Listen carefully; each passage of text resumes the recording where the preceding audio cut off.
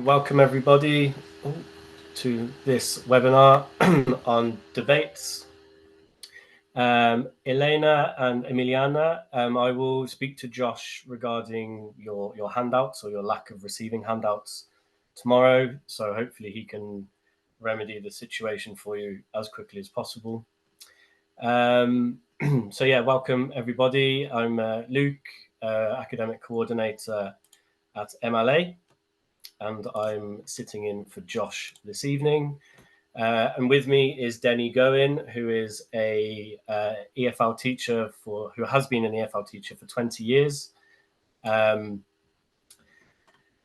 specializing in debates, working in Georgia, in Tbilisi, Georgia, and in China, and is one of our Get Ready teachers as well. So Denny, if you would like to introduce yourself a little bit more than I already have. Yes, thank you, Luke. Good evening, everybody. Most of my experience has been in academic English, mainly university students in foundation programs, but also teaching in high schools, mainly in the Far East, China and Vietnam, but also in Oman and Saudi Arabia. While in China, I was also a debate coach for 3 terms for Liverpool University there in Suzhou. And so I was using this as a basis for the presentation this evening. Perfect. Thank you, Denny. So yeah, so Denny and I have collaborated on this webinar for you. I must say a lot of the content Denny created, and I've tweaked slight little bits. So yeah, I'm sure you'll find it useful. Just out of curiosity, has anybody used debating in your classes before? Just pop your answers into the chat for me. And just if you found debating useful, have you encountered any problems whilst using debates as a form of teaching English? Be good to get some feedback. So without further ado, let's begin. So you should receive a certificate of participation and the webinar handout with links and websites to go to. If you haven't received it yet, you can contact Formazione. If there are any issues, let me know and I can speak to Josh and try and get those remedied for you. But they should, if you haven't received them already, you should get them in the next couple of days, hopefully, or by the start of next week. Okay, so the aim of this webinar is to make sure teachers are able to integrate debate activities into their English lessons and appropriately plan a whole lesson dedicated to conducting debates. I did a webinar with Josh a few months ago now, I think, and we discussed preparing students for a B1 or B2 level writing exam. And you can actually take elements from the preparation of a debate into writing examinations. So the preparation and the argument formulation that you get from debates can be transferred into different areas of English, particularly writing and structuring an essay or a short story or something. So to introduce the topic a little bit more generally, Denny, if you'd like to continue for me, please. Certainly. So debate is not something that is just done in the classroom. It's not something that you do just with other people. Even making decisions by yourself, considering what you're going to even eat in the morning. You're thinking logically about what you're going to do, how you're going to construct your day. And so anything that you think is debate is also something you're doing in your day-to-day life. And so if people are going to be active in one's life, whether that is at work, whether that's in education, whether that's constructing your own goals, you need to be getting information from a variety of sources. You need to be critically analyzing it and being able to draw your own conclusions from what you're able to gather. And so it is necessary to be able to express these ideas to yourself, but also to others, to seek their consent as needed if you need it, but also to be able to just bounce ideas off of people and to be able to consider different points of view and maybe adapt some of those views into what you're doing. And the way that you do this, that you do it politely, that there is some structure or form, is quite common. Now, what might be different is how you do it depending on the culture that you're in, the society that you're in. And so our classrooms are the perfect place to develop these skills, whether as in one of your normal courses, or perhaps when they are also learning content, history, science, and so on. Yeah, perfect. Thank you, Denny. And yeah, we will talk about later on how to organize different types of debates, different contexts, different classroom contexts in which debates can be used. So hopefully this will give you some more information on how to introduce a debate and the different type of lesson contexts debates can be used in. So why debates? So participation in competitive speech and debates has been proven to enhance students' academic success and increase their motivation and engagement. Debate skills promote mental and emotional maturity, effective writing, public speaking, and self-confidence. So with debating as well,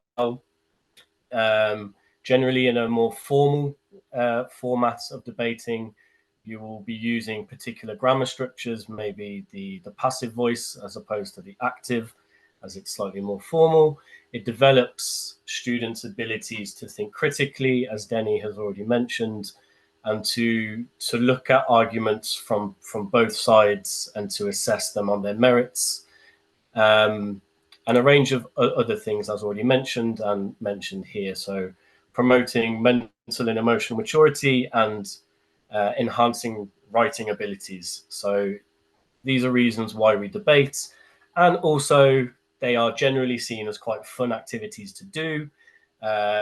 Students can get quite passionate about particular things, which is good. And a debate is a good way to allow students to express themselves and to give arguments as to why they believe particular things, which we may touch on a bit later on as well.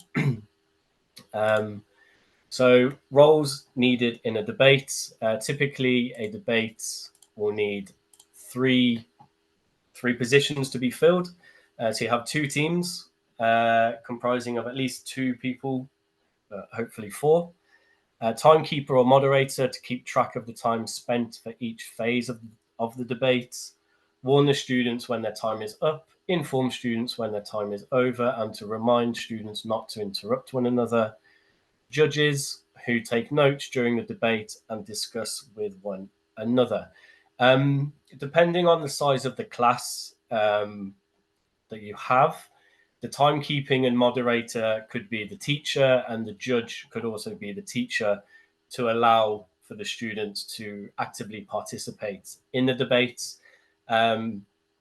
If you have a larger class, then you would need to nominate judges who, although are not actively participating, would need to actively listen to the arguments put forward, make notes, and then decide which team, the affirmative or the negative team, won the debate based on the merits of their argument. So these are the three main roles needed for a debate. Considerations for timings of a debate. So what is the purpose of the debate, and is it to get students accustomed to it in a non-serious or friendly way? We have some examples coming up about some non-serious debate topics. So these kind of debates could be a lot more rapid, a lot quicker than, let's say, a debate on climate change, for example. Is it more serious and requires research before conducting the debates? And can research be done before the class? Again, so you could set research for a debate as potential homework for students. They would formulate arguments for or against a particular motion. They could prepare their own arguments as homework. And then based on the research that they've done, they would then use this in the debate in class. Denny, if you'd like to continue. Certainly. So this is connected again to being non-serious, a friendly debate, or being a more formal debate. Are the students familiar with the topic?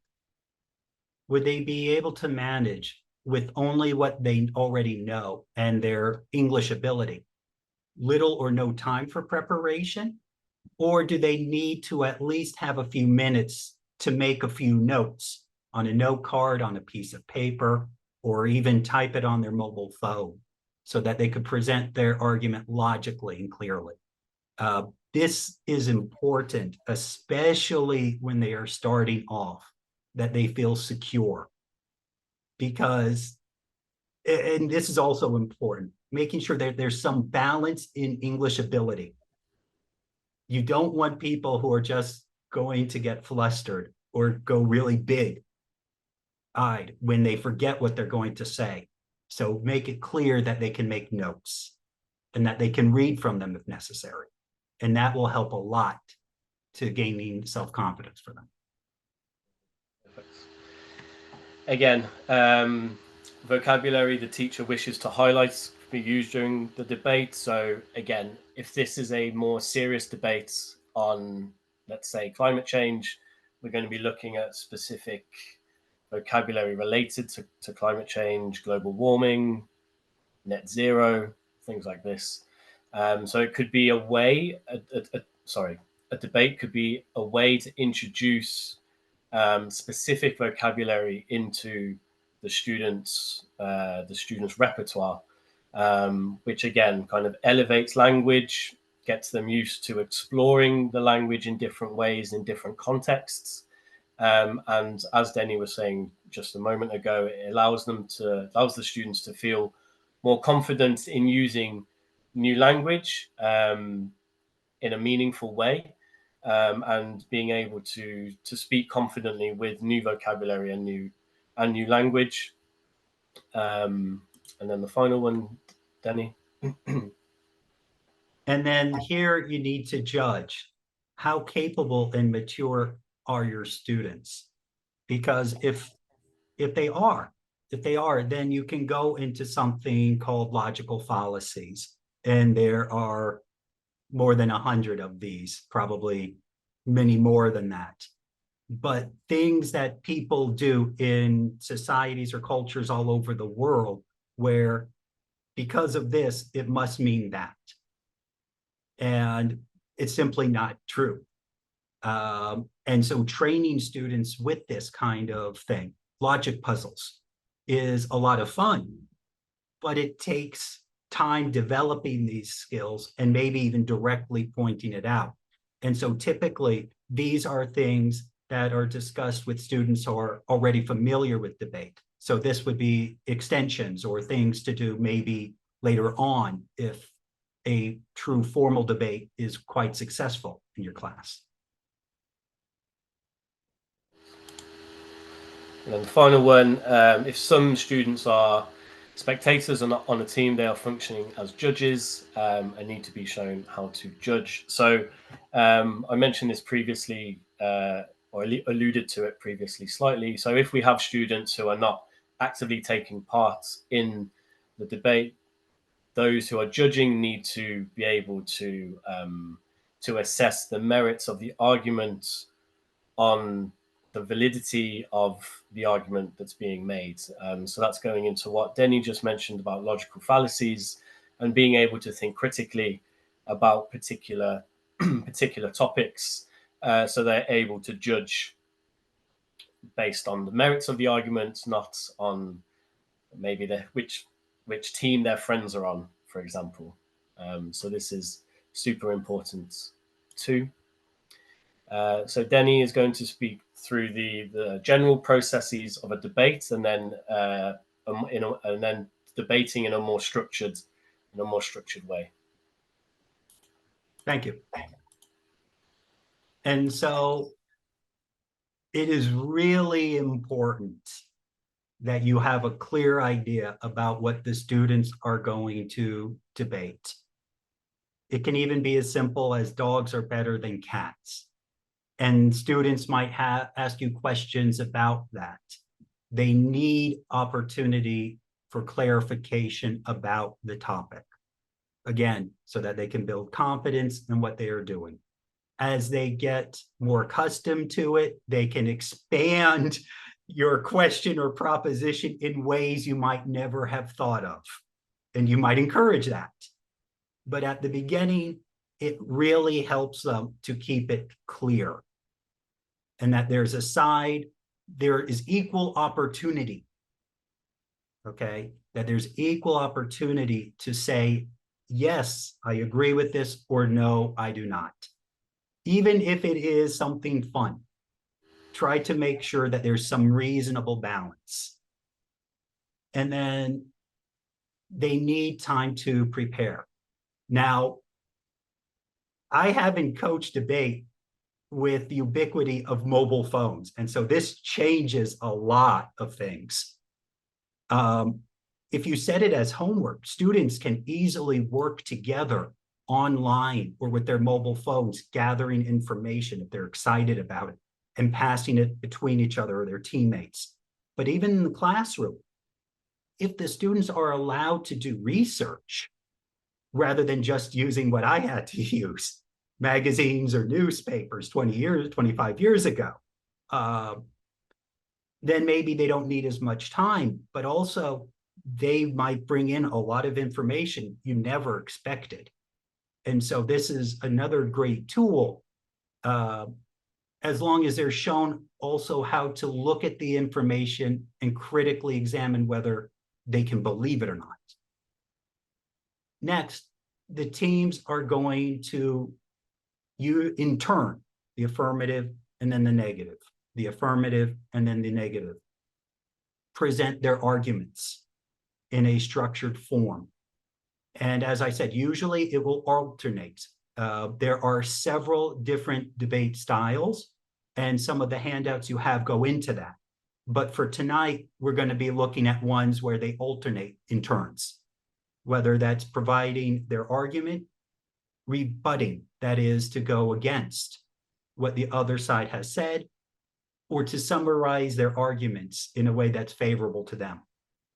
And then finally, and this is important, is some kind of feedback from the judges, whether that be you or the other students who've taken notes, okay, so that they can articulate, they can explain why the affirmative team was more persuasive. Maybe the affirmative team gave 3 arguments and the negative team was only able to rebut one of them. And then the negative team put up 3 arguments, but the affirmative team was able to rebut all of them. Well, okay, then, all right, you can see why the affirmative team was more persuasive. So this is things that also need to be trained or at least explained to the judges.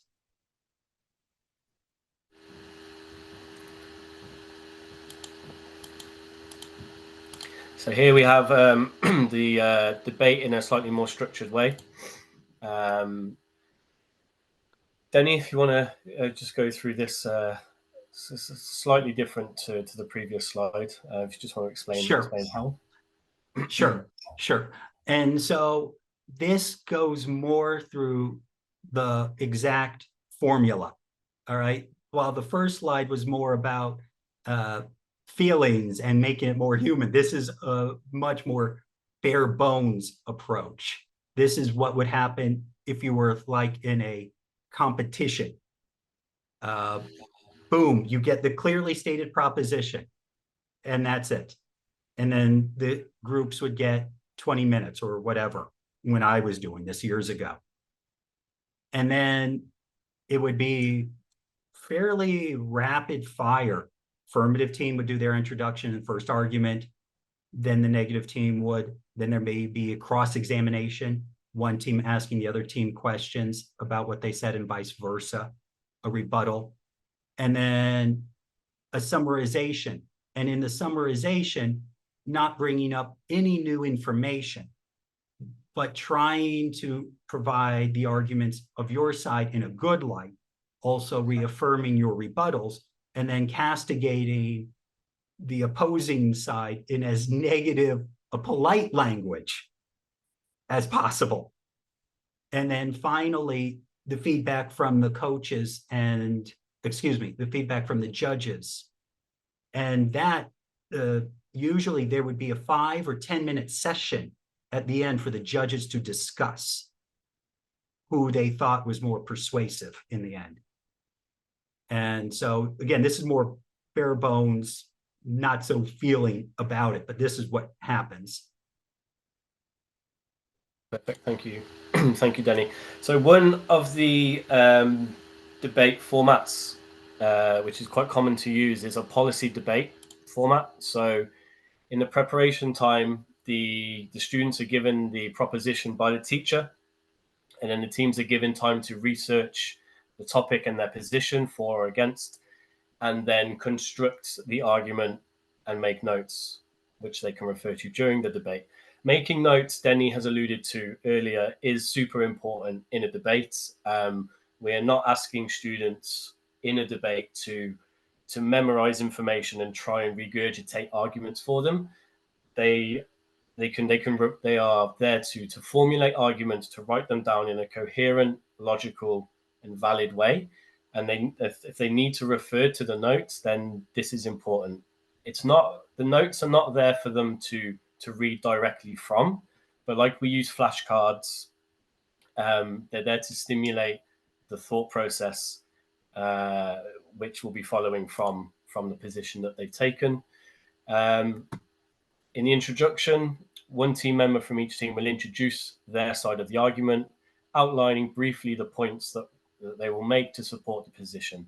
So in this section, one team member will introduce the arguments, not make the arguments per se, but will maybe list 3 or 4 points that the subsequent team members will raise to support or to refute the proposition given to them by the teacher.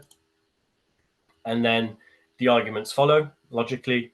So teams alternate in the affirmative, in the negative, in the affirmative, in the negative, presenting the arguments. Again, speakers can refer to the notes they made in preparation, but should not be reading from them. Then during this section, this is super important. The opposing team remains silent. So notes from the judges can be recorded, and so the opposing team can make notes ready for the rebuttal.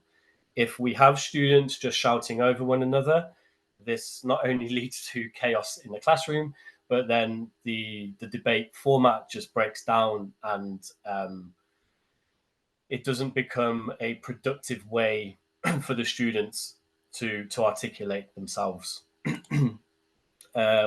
We add an intermission, typically 5 or 10 minutes, so the two teams can collate the notes that they've made about the other team and formulate counter arguments or rebuttals.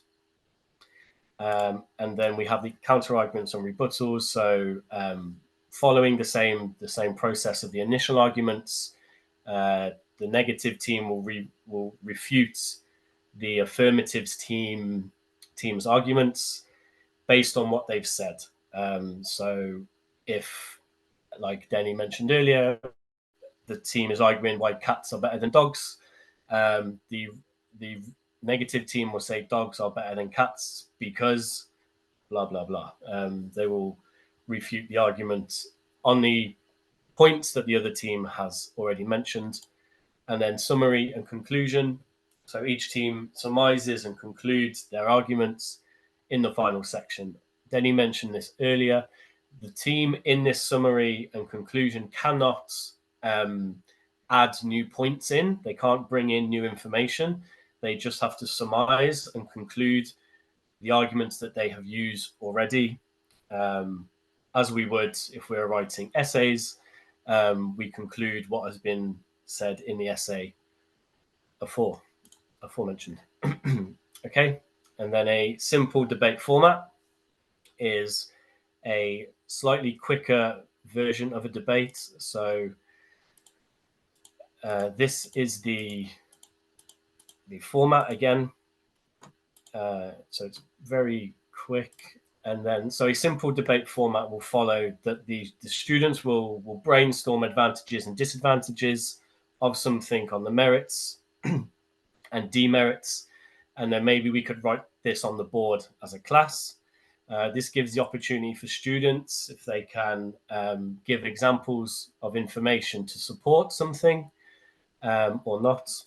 And this can be used as like a warm-up activity sometimes with casual topics, which allows for like some fun and nonsensical answers, which will prime them, get them used to argument formulation into a more serious debate to follow.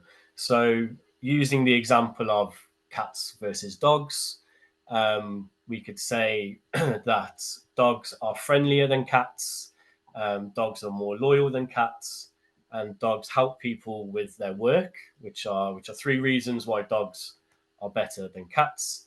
And then we can refute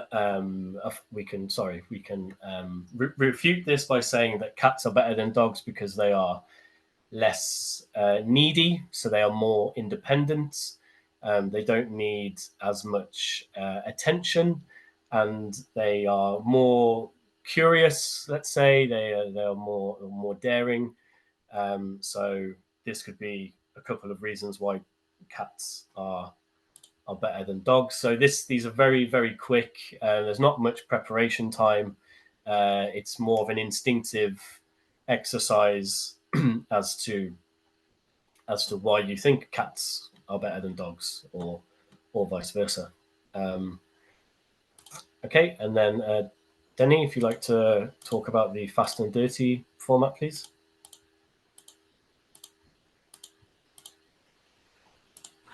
Thank you. So going to the cats and dogs, in the chat, could anybody list examples of other differences where one might be better than the other?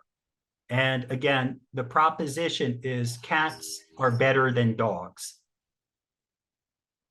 Is there anything that you think would support this as the affirmative team? Emilio has said that cats can be loyal as well. Yeah, well, when there's a fire, the cat just walks out of the apartment. The dog actually goes to the effort of waking you up. Cats are... Lucy is for cats. Giovanna's for cats. Rosella's for cats. See. Wow, this is a tough crowd. I see. So obviously, especially on more fun topics, the introduction can be interesting, entertaining. We have only been able to tame cats for the last 5,000 years. Dogs are boring. They've always been with us. It allows for this kind of back and forth.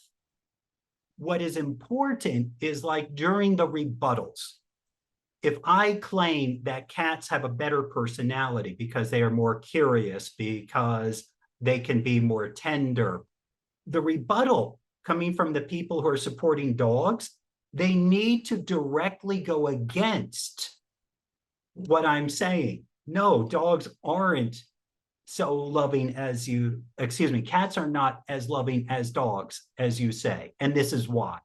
Either showing that the dog is better than the cat, or by showing that what the affirmative team said with the cat being so loving is wrong. Okay, either way, either they show the dog is better in that attribute, or the cat actually is not as good as what the affirmative team had said. Dogs sometimes seem to be speaking, yes, just look, yes, yes. There's life behind those eyes. I'm a dog person, so yes. But as I was saying, especially in Fast and Dirty, is usually for more for kicks and entertainment, and encourage that with your students when they're doing their introductions. And then the intermission, again, as needed. Maybe they're confident, but I have found, especially with ESL formats or EFL formats, checking each other's notes is a good thing. And now you see the 2 to 3 members on a team. You're wondering about this. So obviously, your affirmative and introduction and first argument. That will be one person. The second person to go with the second argument will be another person. Now, at this point, you need to decide if you've got 3 people, do you want the last person to do both the rebuttal and the conclusion, which would be normal, or do you want one of the people who did one of the arguments to also do the conclusion? If you only have 2 people, my suggestion to you is that you use the person who did the affirmative introduction and first argument to also do the affirmative rebuttal. And let the person who did the second argument do the conclusion if you only have 2 people. It's just easier for taking notes and then presenting. Seem a little bit more split in the chat now, but I think cats are still edging it slightly. I don't have a dog in this fight, shall we say? I'm not an animal lover, to be honest. So I will sit purely on the fence. Okay, perfect. So when do we use debates?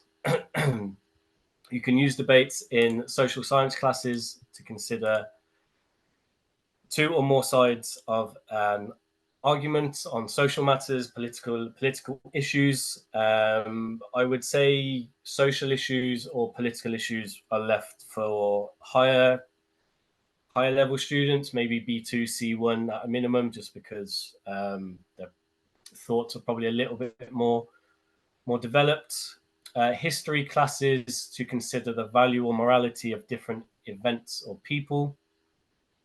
So to evaluate the significance of importance of given events, people, or ideas, to help understand the rationale and thinking of people at the time. This is something that is being debated quite a lot in, not necessarily in the classroom at the moment in the United Kingdom, but definitely within society. I would say the role of the empire, and there's definitely a revisionist argument of how the empire wasn't in fact a good thing.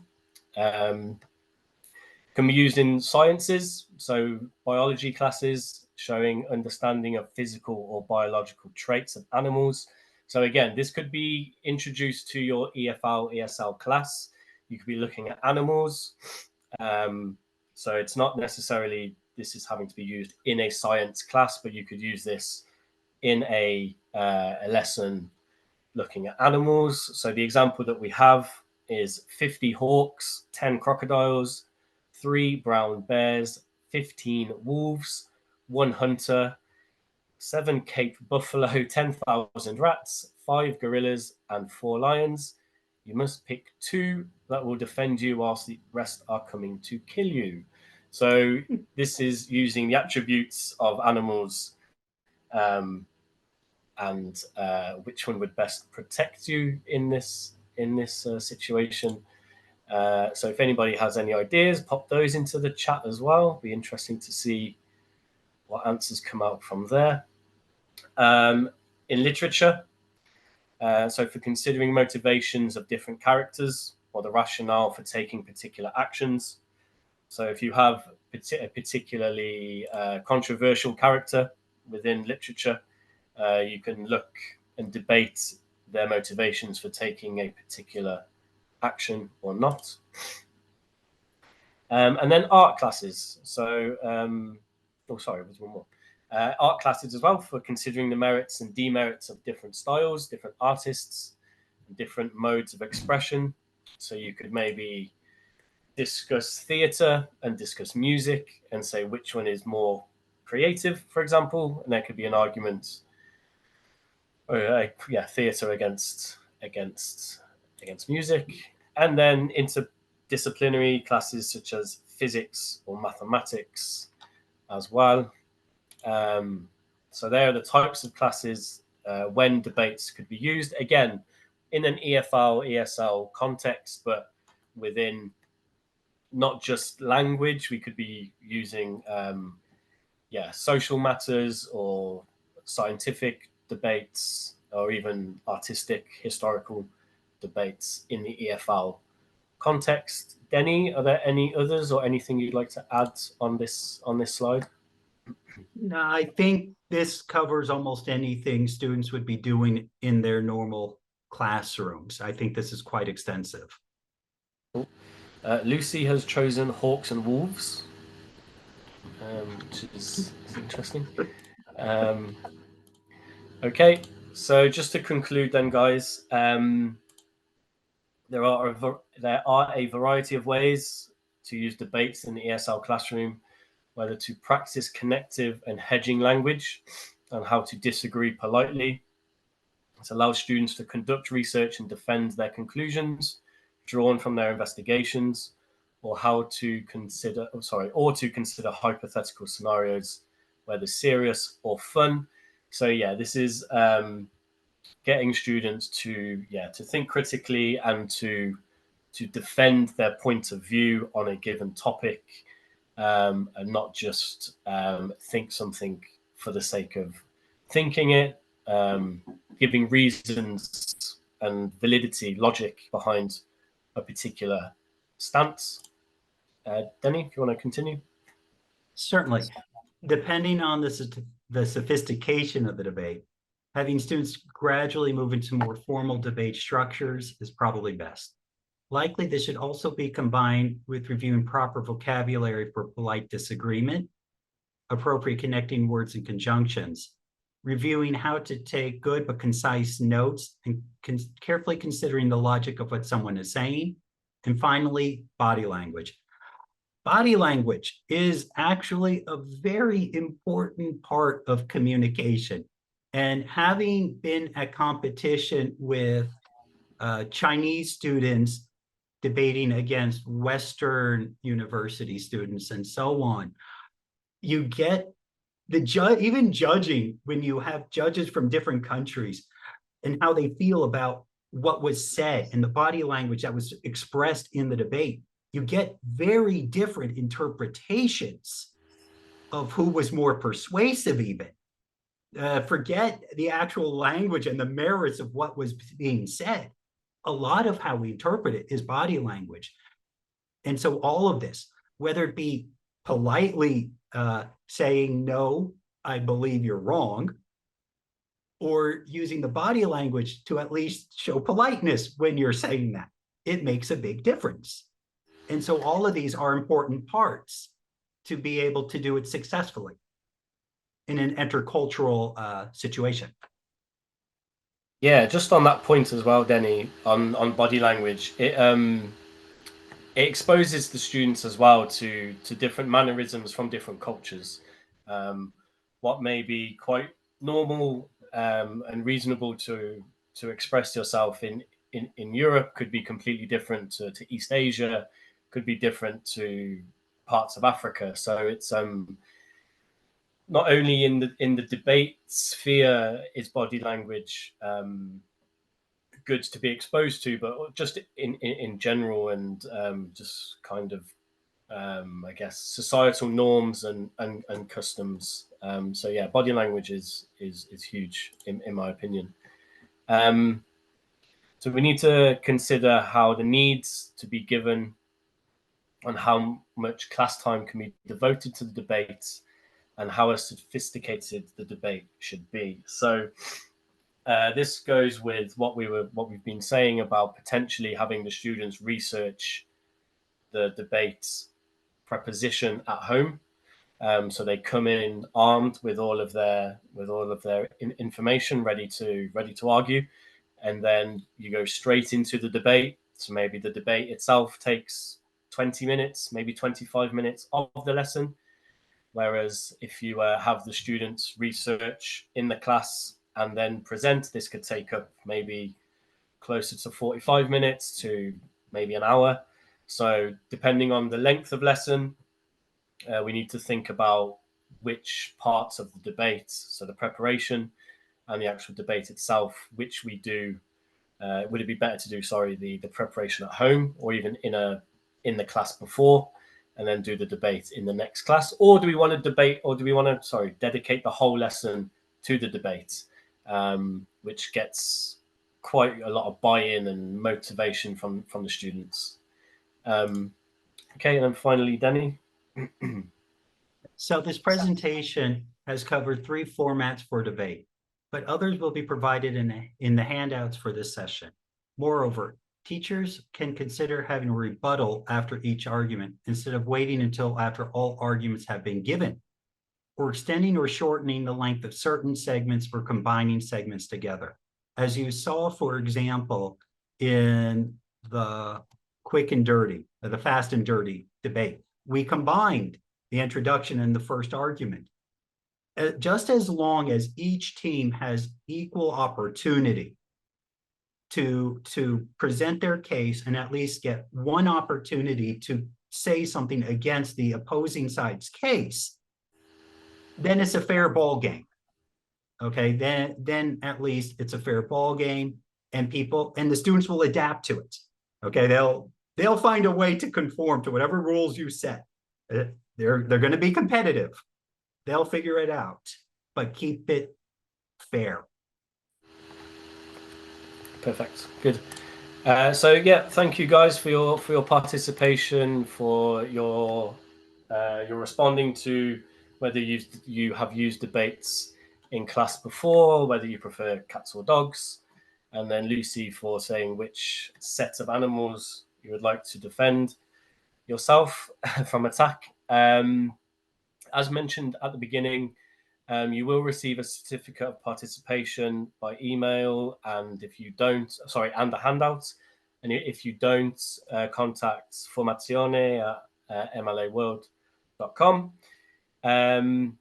For those of you who have wrote in the chat who haven't received previous handouts, I will speak to Josh about those. So hopefully he can get those to you as quickly as possible.